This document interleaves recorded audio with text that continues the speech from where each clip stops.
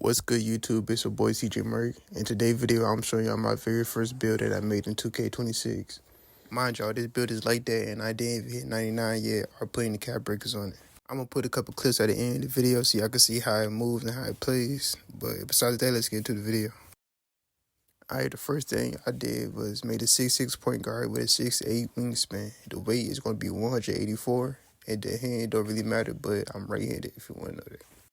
For finishing, I got an 85 close shot, 85 driver layup, and a 75 driver dunk. I ain't put nothing on standard dunk, and I got a 60 post control. You should get all the badges you need for finishing as a point guard. Now, this where look you get good at, you know what I'm saying?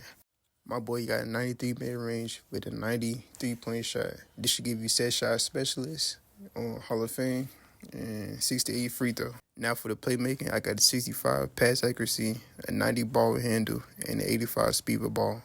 I know a couple y'all might be like, that's too low for a pass accuracy, but if you make smart passes, it shouldn't even matter for real. But I might use my cap breaker on it, so I don't even know.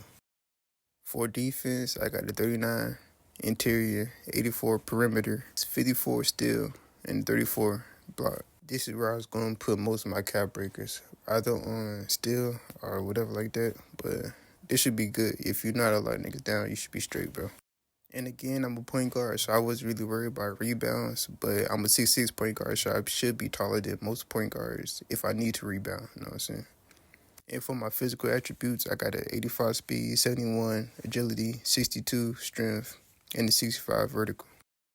These are some of the cap breakers you can put on it. I ain't putting none on it yet because I wanted to see how my build look and feel before I put any cap breakers on it. But yeah, there's all the cap breakers you can put on it.